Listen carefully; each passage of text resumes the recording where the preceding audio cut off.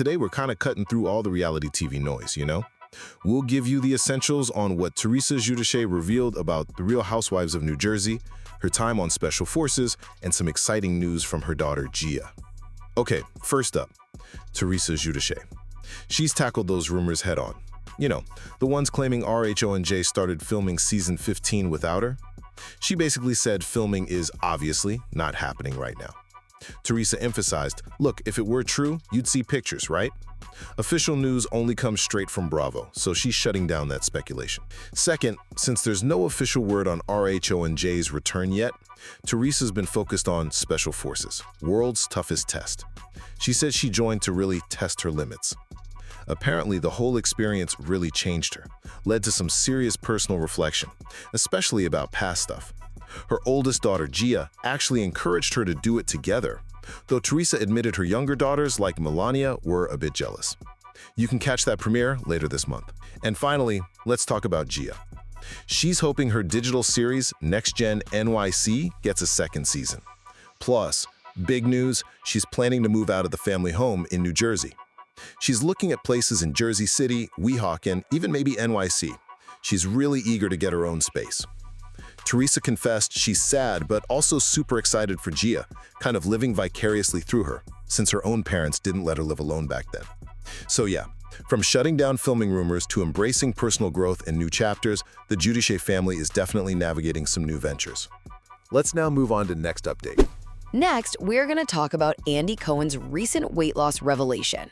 So, Andy Cohen's been open lately about using GLP-1 medication, and it kind of shines a light on how these drugs are becoming more common, for weight management, but also for other health stuff too. He actually revealed he lost about 20 pounds this past summer, and he did it using a microdosed GLP-1. Now, GLP-1, that's glucagon-like peptide 1, maybe you've heard of brands like Ozempic.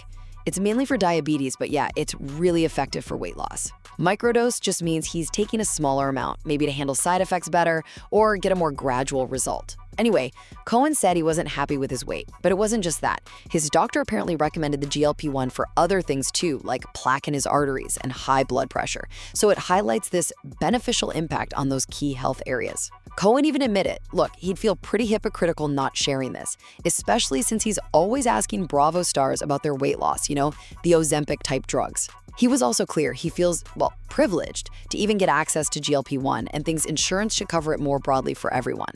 And, this whole thing kind of brings up those earlier chats, like when Dr. Terry Dubrow talked about how many housewives might be using these, pointing out Emily Simpson's admission as just one example. So this was today's update about Andy Cohen's GLP-1 use and the broader conversation around these medications. Let's now move on to the next update. Next, we are going to talk about the latest clash involving Katie Maloney and Scheana Shay. Okay, so the drama from Bravo's reality show, Vanderpump Rules, well, it's flared up again.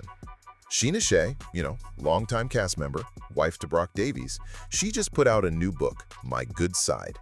And yeah, this book has definitely sparked a pretty public fight with her former co-star, Katie Maloney. So in the book, Scheana apparently made some pretty strong claims. She called Katie low and forgettable. Ouch. And she suggested Katie went to Scheana and Brock's wedding trip down in Mexico totally uninvited, just to get paid by the show. Scheana also kind of went after Ariana Madix, criticizing her for not checking in after finding out Scheana's husband, Brock, had cheated. But Katie Maloney, she wasn't having it. She fired right back on her own podcast, disrespectfully, just the other day, September 10th. Katie flat out denied going to Mexico just for a paycheck. She clarified, look, she gets paid per episode no matter where she's filming. And here's where it gets really interesting. Katie spilled that Bravo, the network, didn't even want to film Scheana's wedding at first. Apparently, producers knew half the cast would be there anyway, so they explicitly told Katie she had to go to Mexico. Why? Well, their plan was to film Katie there, stir up enough drama for what they called 2 trips, and basically sell Bravo on covering the wedding after all. Katie even mentioned Lala Kent might be able to back this story up. Katie explained she kept all this quiet just to be, good at her job and not make things difficult for the producers. Then she landed this kind of pointed jab, highlighting how she's never been demoted, unlike Scheana. A clear dig at their status on the show. As for being called forgettable, Katie just brushed it off, saying she's actively removed Scheana from her life anyway and isn't interested in the book. She also jumped to Ariana Madix's defense, basically saying Scheana was wrong to blame Ariana for not reaching out, like Scheana expected Ariana to be a mind reader. So this was today's update about the recent clash involving Katie Maloney and Scheana Shay. Let's now move on. Next, we're going to talk about Brittany Cartwright's recent personal updates. You know, she recently shared some pretty revealing insights into her life. Everything from dating, her ongoing divorce, to celebrating her son's journey. And this is all happening right before her big appearance on a certain Tough as Nails reality show. Okay, so first up, her dating life. There's been chatter about a guy named Brandon Hanson. Well, Brittany set the record straight in an interview. She basically said, yeah, she is dating and she's really happy, but, quote, not in a relationship yet. She did say he's a great guy, though.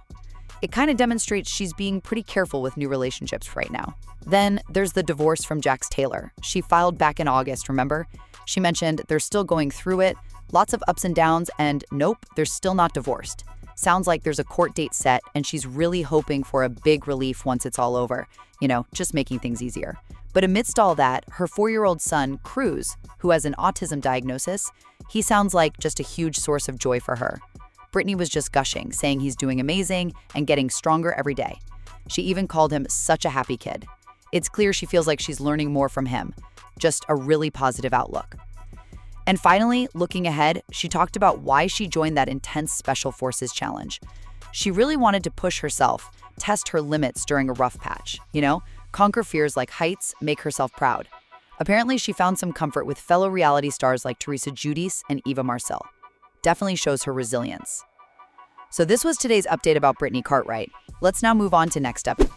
Next, we are going to talk about Charlie Sheen's recent revelations regarding his sobriety journey. He's been sharing quite a bit as he promotes his upcoming memoir, The Book of Sheen, and also his Netflix documentary, aka Charlie Sheen. He's getting pretty vulnerable, sharing excerpts and talking about how he found his way to sobriety. A huge influence on that path was actually an incident involving his daughter, Sammy Sheen. So, back on December 10th, 2017, Charlie says he drank 3 coffees with whiskey before 9 in the morning. Then, he completely forgot he was supposed to pick up Sammy for an appointment. Because he was intoxicated, a friend actually had to drive Sammy instead. Charlie recalls Sammy being really quiet during that encounter, and he sort of imagined her thinking, why aren't you driving? Why isn't it just us? When will you ever return? That moment really clarified for Charlie that failing his children felt much worse than betraying himself. He puts it this way: Sammy wasn't his final straw, but his first harvest. Kind of powerful, right? The very next day, he took 2 Valiums, drank 3 beers, and he's been sober ever since. He also spoke to Page 6, reflecting on even living to 60 despite everything, viewing it as gravy or maybe borrowed time. He acknowledged that often a story like his is only told in memorial. He reminisced about his days before sobriety, saying he was pretty good friends with my dealers, letting them hang out to get better rates on drugs, which he funded, in his words, by making shitty films. He also revealed he never tried ketamine. He saw others on it and just concluded, it wasn't a color I knew I would look good in.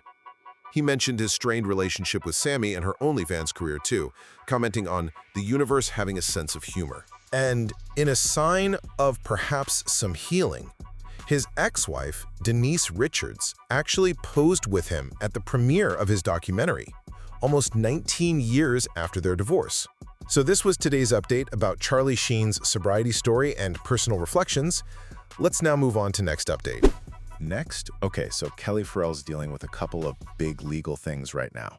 There's a temporary restraining order from her neighbor, and she's still battling her ex-husband over his bankruptcy.